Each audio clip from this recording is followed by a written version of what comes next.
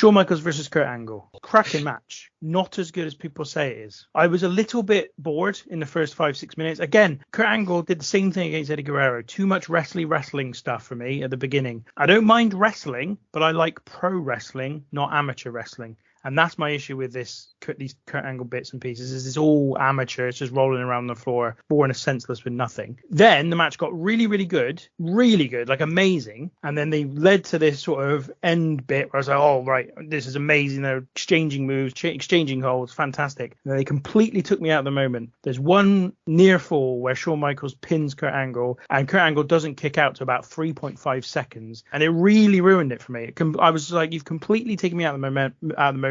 All the momentum from me was lost. I was just like, oh, what a letdown. And it really pissed me off. Music? Think so, possibly. I can't remember exactly which one it was, but I was just like, oh, late, didn't he? Guy, so late. And the referee had to hold himself up. And I just hate it when that happens. Sensational match. But that just took me out of it so much that I really marked it down for it, because it bugged the hell out of me. So that's my talking point, and it's really a broader thing, which is just because he's not the only one guilty of it. Don't get me wrong, people do this all the time in every promotion to try and amp up the drama. But for me, it's cheap, and it also takes you out of the moment, because you're like, well, he didn't kick out, like he was pinned. The referee should have counted the shoulder to the mat. And so anyway, the match itself, 27 minutes, is won by Kurt Angle when he uses the ankle lock for the second time, and Shawn Michaels cannot get away from it and taps out. I mean, I did like the end of that. I thought the end was amazing, and the fact that Shawn tapped is a clean finish, wonderful. Like, I don't expect that from WWE much, especially prior to this point. It was not common for babyfaces to tap ever. In fact, I find it's great that Shawn did it in this moment, because you're at WrestleMania, it's a special occasion, I get it. But I think still to this day, babyfaces tap too often in WWE and AEW, to be honest, all wrestling again. And this is probably partially what I was brought up on. But to me, your babyface never gives up. It just doesn't tap out. That's me talking from the perspective of a wrestling fan as opposed to any other combat fight. This is pro wrestling, works on the basis of the babyfaces, especially the top babyfaces do not tap, hardly ever. In this occasion, I liked it, because it's a special occasion and it makes sense here, but it's too commonly used in general as well. Anyway, that's my take on the Kurt Angle Shawn Michaels match. That's why I thought actually I'll bring this up, because it's at least something different. It's a different take on something that I think most people will universally love. And to that end, I hand over to you, Stephen. I've got so many notes in this match. I will try and pick some highlights out. So my first thought watching this was, just imagine how much better this would have been had it been Kurt versus Brett in Brett's prime. Second thought, sub out Brett, get Omega in. Third thought, sub out Kurt and bring back Brett. That's a lot of B's in that sentence. We had to suffer through Shawn. In the build-up video, good old HBK said he was the best sports entertainer in the world. Yuckzo, bring on the vomit. Can I just check something, Stephen? So what you actually said was, right, I'm swapping Shawn Michaels out for Brett. No, I'm going to swap Brett out for Kenny Omega, and then I'm going to swap Kurt Angle out for Brett, and I'm going to have Brett versus Kenny Omega. Yes, that's exactly what I said. Basically, you said, let's have a completely different match. Yeah, let's have a lovely different match. Yeah, great. But from that perspective, you could have both then, couldn't you? You don't need to swap them out.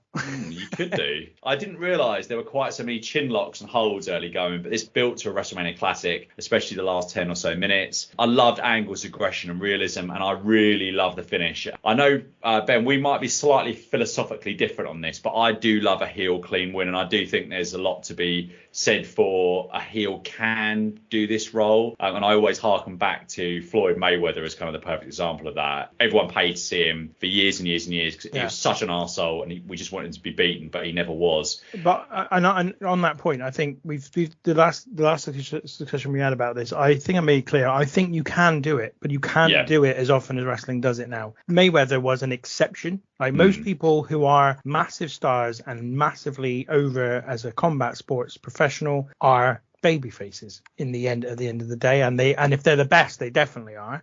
Mayweather was a different case, and that's fine. That's a kind of exception. And I think Triple H of this period is kind of in that zone already. Yes. You know what I mean? So having another lower down the card is a problem for me. But having said that, as I said, on this occasion, given who's involved, given it's a all-time great versus all-time great, they even promote it as that, they sell it as that. I don't have a problem with the heel getting the clean victory by submission. Yeah. Match of the night, and my MVP is Kurt Angle. Oh, God, I would have given anything for you to say Shawn Michaels there. That would have been hilarious. I don't even want to start with this bit, but this match was so close to perfect. That teeny tiny bit away from being one of the best ever. And I have alluded to it on the podcast before, and now that I got to see it back again, it pissed me off even more. I know what it is now. I remember you saying about ages ago, and I was like, what is it? What's he talking about? I knew what it was. And the minute I saw it, I was like, that's that thing that Matt doesn't like. And it's even worse. Like at one point, Kurt Angle goes for an angle slam to Shawn Michaels on the ring post. Now, he was meant to hit his Shawn Michaels back on there. Oh, yes, because Shawn had the back injury. All right, okay. He didn't. He hit his leg on there. Now, that wouldn't have been a problem if not for the fact that was obviously quite a clear point of the match and something that the commentary team started banging on about. And for the next couple of minutes, Kurt was working over the back. Now, the worst part about that is they could have got away with it if it wasn't for the camera angle they decided to show, which clearly showed Shawn's leg hitting the ring post. And that one camera shot immediately killed this for me. And I really tried hard to try and forget it. And don't get me wrong, came very close, because I will say that I think that the finish, phenomenal. Michael selling was fantastic. I thought that the submission finish was the right finish. He was done great. And they really did do a great job to help me almost forget that. But for me, it was just so in your face, like that one camera angle. That really put a sour note on the match for me. Now, all the crap aside, trying to take that out, that this was near perfect. Other than that, all right, okay, Shawn accidentally kneed Kurt in the mouth with the crossbody, but I was like, that shit happens with that. That didn't bug me. I will admit that the near fall with the 3 count, that I forgot about it. And then when I saw it, I was like, I was a bit late, but I felt that way about the spot that I mentioned. The announce table not breaking on Kurt, on Kurt jumping onto it, on Shawn Michaels jumping onto Kurt it was actually, I thought, kind of funny. And do you know what? You don't see the announce table hold up all the time. So for once, I was like, why not? It's a change. It looks different. I'm definitely different to you guys in that I really enjoyed the sort of amateur style mat wrestling that they did early on. Loved it. I don't think I've ever been so excited to see somebody get a headlock takeover on multiple attempts as well. I mean, Shawn kept getting them. He'd get the headlock takeover, and I'd be like, oh, he's out wrestling him. That's great. But yeah, like I said, I mean, other than the downside, this was as near perfect to a match as you're ever going to get, and it definitely lived up to the hype. I didn't like the other reason I didn't like the wrestle bit was that I don't like that Shawn Michaels out wrestled him. I was like, why? How's he able to do this? Kurt Angle is the wrestler. Kurt Angle's the wrestler. If he'd have dominated it, I'd have been much happier with it. It's just, why is Shawn Michaels in control? This doesn't make sense. If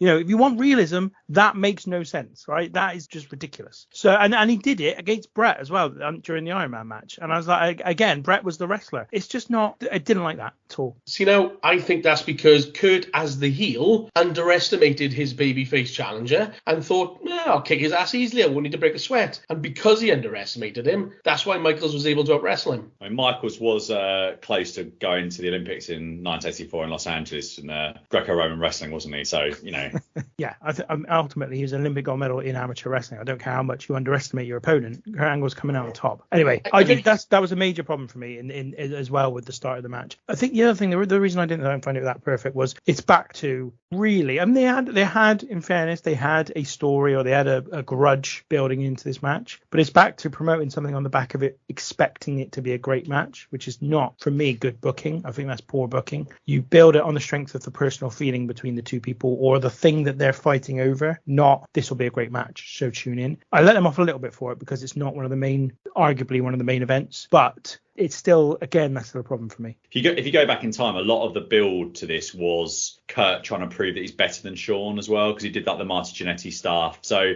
there was some quite good. And also, this was right in the height of an actual brand split, wasn't it? So these guys were on two different brands, and this was the only time in the year where they could do something. So yeah, I do get that, but it was this was certainly the match on this night I was looking forward to the most, definitely going into this, and I was so happy that Angle won. I was supporting Angle the whole night. That's another point I wanted to bring up, is that they make a big deal of it by being at Raw and SmackDown. One of them's Raw, one SmackDown. And did the same during the Undertaker Randy Orton match, and I'm just like, what is going on? Like, I don't care. I don't understand why anyone cared. I've never cared, and especially when it came to later on when they used to do these sort of stupid, inane Survivor Series matches between the two. Has anybody got brand loyalty to one of the brands that sit under WWE's banner? No, of course they don't. No, I think it was. I know what you mean. I think at the time though, it was kind of, there was definitely something in it then that it was unusual to see the two on screen at the same time. Because I remember, am I right in thinking by this time, Matt, they were doing the pay-per-views were single brand at this point, weren't they? Yeah. So what you barely got any shows where you had Raw and SmackDown guys. So it wasn't so much like I'm a Raw guy and I want this. It was like they actually nailed. This is the only time really they ever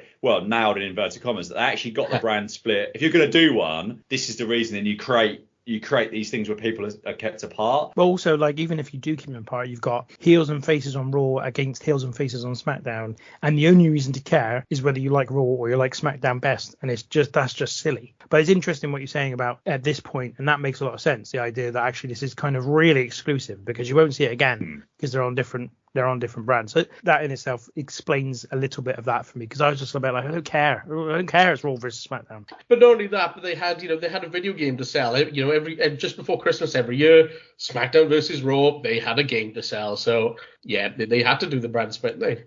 On a side note, favorite WWE video game, very quickly. Here Comes the Pain. I think that's yes, man. Yeah. You finally agree on something. So Here good. Comes the Pain. But I tell you what was really good. No Mercy on N64 was great. I didn't have an N64 play. I was close second. House was very, very good. Playing Royal Rumble on that was excellent. I feel liberated by that, Matt. I'm so pleased that you said that straight away. It is, without a shadow of a doubt, the best WWE game ever. And I've never had more satisfaction than playing as the moveset that Brock Lesnar in particular had in that game. Christ, it was so good. It was just such a playable game, but also realistic. Loved it. Absolutely loved it.